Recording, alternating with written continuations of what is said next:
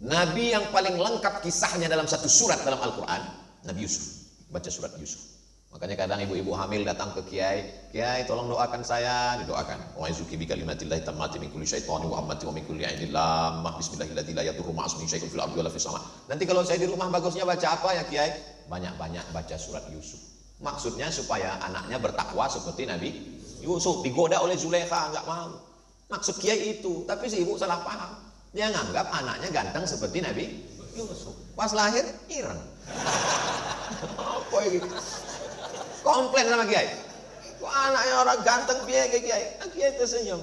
Bojone suaminya mana? Lu bodoh. Jadi bukan salah suratnya. Suratnya nggak salah, kita aja yang salah ngerti terhadap pesan-pesan agama.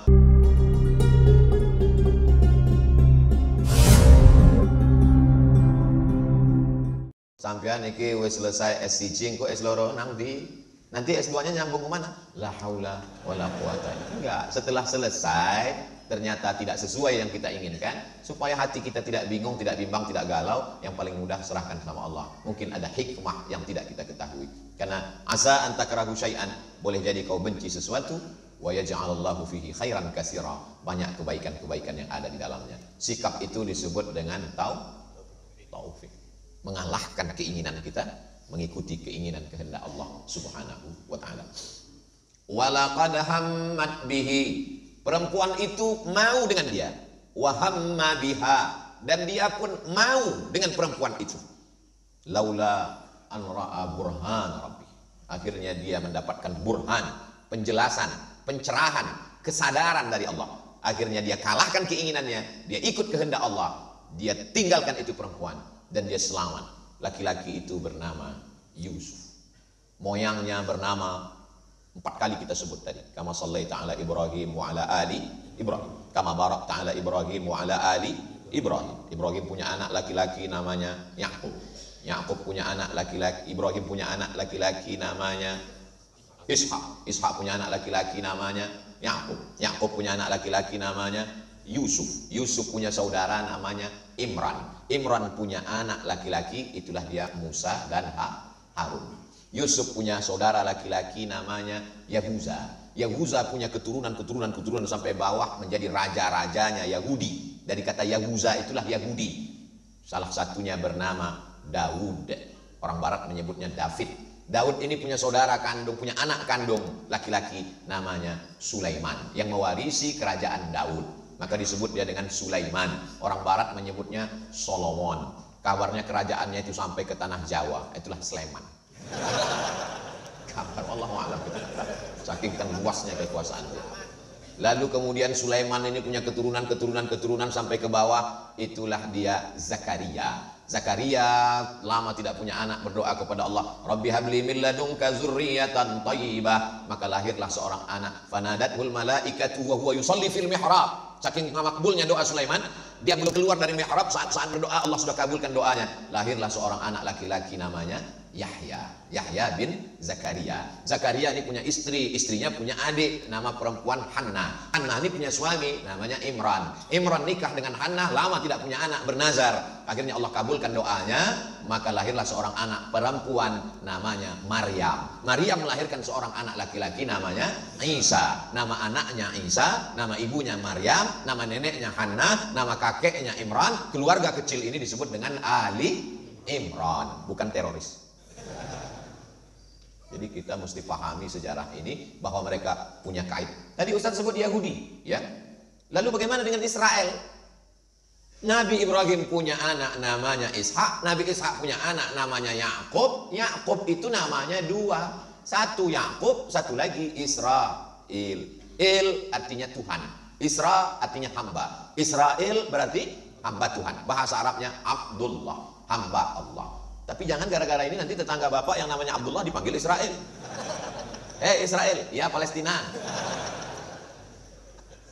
Nabi Yakub itu namanya satu lagi Israel. Makanya anak cucu keturunan Nabi Yakub itu disebut dengan Bani Israel. Jadi semua Yahudi itu adalah Bani Israel, tapi tidak semua Bani Israel itu Yahudi. Karena pecahannya ke bawah, barulah dia Yahuza, saudara dari Nabi Yusuf, anak cucu keturunan yang disebut dengan Yahudi. Setelah meninggalnya Nabi Sulaiman alaihissalam pecah kerajaan ini, satu di utara, satu di selatan.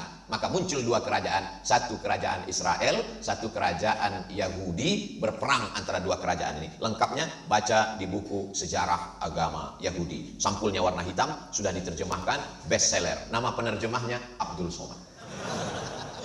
Tulis di Google. Nah, jamaah yang dimuliakan Allah Subhanahu wa taala. Nabi Yusuf alaihissalam suatu malam bermimpi. Inni ra'aitu ahada asyara kaukaba. Aku melihat ada 11 kaukab bintang. Wasyamsa wal qamar, matahari dan bulan. Ra'aituhum li sajidin. Aku melihat 11 bintang, matahari dan bulan bersujud kepadaku. Apa kata ayahnya Yakub? La taqsus ru'yaka ala ikhwatik. Jangan ceritakan mimpimu kepada saudara-saudaramu. Fayakidu laka kaida. Nanti mereka akan melakukan makar, tipu muslihat terhadapmu. Apa maknanya? Semua saudara kita senang kalau kita dapat nikmat. Walaupun nikmatnya hanya sekedar mimpi. Hati-hati adik-adik, anak-anak muda. Aku tadi mimpi apa? Ketemu jodoh. Hok. Jangankan kamu nikah, kamu mimpi aja dia nggak senang. Jangan ceritakan semua nikmat yang ada pada dirimu. Kenapa? Karena tak semua orang senang melihat kau senang. Kebanyakan sifat orang adalah intamsaskum hasanatun tasuhum. Kalau kamu dapat nikmat mereka susah hati. Wa in tusibukum sayyi'atun yafrahu biha. Tapi kalau kamu dapat musibah mereka senangnya luar biasa. Gimana Ustaz Abdul Somad di Masjid At-Taufik? Jamaahnya banyak, sakit jantungnya. Gimana kabar Ustaz Somad? Dia nggak diterima. Alhamdulillah. Ini sifat saudara-saudaranya Yusuf, Bani Israel. Lalu kemudian dendam kesumat itu mereka lanjutkan. Mereka iri karena Yusuf dikasihi, disayangi. Mereka bawa untuk main-main di gurun pasir. Setelah itu mereka masukkan, dibacakan oleh imam kita, fi ghayabatil jub. Ghayabatil jub adalah sumur yang dalam. Bajunya diambil, dibawa kepada bapak mereka. Bidamin kazib, damin darah, kazib bohong, darah bohong. Jadi cerita darah bohong ini sejak zaman dulu sudah ada. Darah bohong-bohongan. Betul dia ya, dia sudah dimakan oleh serigala. Ini darahnya ayah. Maka saudara-saudara Yusuf pun menangis, mengisi darah bohong, air mata buaya. Apa betul buaya itu punya air mata? Buaya ini selalu menjadi korban. Lidah buaya, air mata buaya. Ternyata buaya ini tidak punya pori-pori. Kita kalau kepanasan berkeringat, cairan tubuh kita keluar dari pori-pori, basah baju kita. Buaya nggak punya pori-pori. Satu-satunya saluran mengeluarkan air melalui matanya. Makanya kalau dia kepanasan, dia keluar air mata. Tapi bukan karena dia sedih. Makanya kalau ada orang yang air matanya bukan karena kesedihan, selalu orang mengatakan, alah air mata buaya. Pas ditanya, kenapa? Apa hubungan air mata dengan buaya? Aku ora-ora. Padahal maknanya adalah ilmu pengetahuan. Itu buaya yang di air, apalagi yang di darat. Lalu kemudian Nabi Yusuf alaihissalam menangisi kehilangan seorang anak sampai hilang pandangannya. Ternyata kalau terlalu banyak nangis itu kering air mata, bisa mohon maaf mengalami kebutaan. Nabi Yusuf itu buta, tapi hebatnya Yakub. Ketika Nabi Yusuf sudah diangkat menjadi perdana menteri di Mesir, lalu kemudian dia tahu saudara-saudaranya sedang masa paceklik datang ke Mesir untuk mencari gandum. Dia tahu. Akhirnya dia selipkan satu mut ke dalam tas saudaranya itu, dia panggil security, Satpol PP lah. Tangkap, dan dia ditangkap. Lalu kemudian kamu boleh pergi kecuali saudaramu ini, Bunyamin. Sampai akhirnya Nabi Yusuf alaihissalam mengirimkan bajunya kepada ayahnya. Idhabu biqamisi hadha. Wahai saudara-saudara, bawalah bajuku ini, berikan kepada Yakub. Ya'ti basira. Nanti dia akan datang dalam keadaan matanya bisa melihat. Coba lihat bagaimana Allah Subhanahu wa taala mau menunjukkan kuasanya. Karena baju Yusuf, pandangan mata Yakub bisa hilang. Tapi dengan baju Yusuf juga pandangan Yakub bisa muncul kembali. Begitu Nabi Yakub mencium baju itu, apa kata dia? Inni la ajidu riha Yusuf. Aku mencium bau Yusuf. Ya'ti basira. Penglihatannya pun bisa datang kembali. Ternyata setelah diteliti, manusia ini baunya nggak sama. Sama seperti cap jari, cap jempol, nggak sama.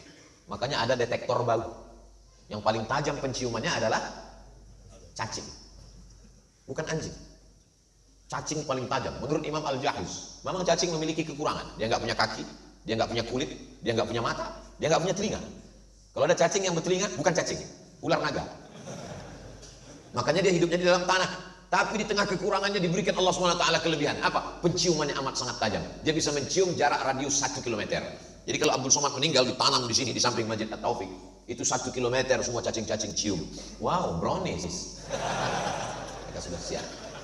Kalau memang penciuman yang paling tajam itu adalah cacing, mengapa polisi Badan Narkotika Nasional tidak menggunakan cacing untuk mencium narkoba di airport? Karena cacing nggak punya kaki. Maka yang dipakai adalah anjing herder. Saya turun di airport, tiba-tiba ditahan semua. Semua penumpang dari Kuala Lumpur, jangan keluar dulu dari airport. Datang anjing, mendekat ke saya. Ingat dulu waktu kecil kata mak, kalau ada anjing baca tabat yada abilah di watak. Tabat yada abilah. Yang lihat kan? Takutnya diselipkan orang narkoba. Keluar berita, Abdul Somad tertangkap di airport bawa narkoba. Nauzubillah, nauzubillah, nauzubillah. Allah Subhanahu wa taala Maha Kuasa. Dengan baju yang dilumuri darah palsu, pandangan Nabi Yakub bisa hilang. Tapi dengan baju yang ada keringat Nabi Yusuf, pandangannya bisa kembali. Allah Subhanahu wa taala Maha Kuasa. Innama amruhu idza arada syai'an ayyaqula lahu kun fayakun. Jangan heran kalau bapak terlalu lama pergi keluar kota, ibu video call, diciumnya baju singlet bapak yang sudah 3 hari nggak dicuci. Kenapa? Mengobati rasa rindu, kata dia. Itu terjadi pada Nabi Yakub alaihissalam, cinta kepada Nabi Yusuf alaihissalam. Nabi yang paling lengkap kisahnya dalam satu surat dalam Al-Quran, Nabi Yusuf. Baca surat Yusuf. Makanya kadang ibu-ibu hamil datang ke kiai, kiai tolong doakan saya, didoakan. Wa yazuki bi kalimatillahi tammati min kulli syaitani wa ammati wa min kulli ainin lamah bismillahirrahmanirrahim la yadurru ma'asmihi syai'un fil ardi wala fis sama. Nanti kalau saya di rumah bagusnya baca apa ya kiai? Banyak-banyak baca surat Yusuf. Maksudnya supaya anaknya bertakwa seperti Nabi Yusuf. Digoda oleh Zulaikha, enggak mau. Maksud kiai itu, tapi si ibu salah paham. Dia nganggap anaknya ganteng seperti Nabi Yusuf. Pas lahir ireng. Apa ini? Komplain sama kiai. Kok anaknya orang ganteng piye kiai? Nah, kiai tersenyum. Bojone suaminya mana? Lu bodoh. Jadi bukan salah suratnya. Suratnya nggak salah, kita aja yang salah ngerti terhadap pesan-pesan agama. Jadi Nabi Yusuf ini gantengnya luar biasa. Bagaimana? Imra'atul azizi turawidu fataha. Tersebar isu di media sosial saat itu. Apa beritanya? Imra'atul aziz, istri Perdana Menteri, turawidu fataha, tergila-gila dengan anak lajang yang ada di rumahnya. Ada pemuda di rumah itu namanya Yusuf, dan dia Zulaikha tergila-gila. Zulaikha tidak mau kena fitnah. Dia undang perempuan-perempuan yang menyebarkan isu. Dia panggil, kalian ngejek-ngejek saya, datang, kasih makanan dengan pisau.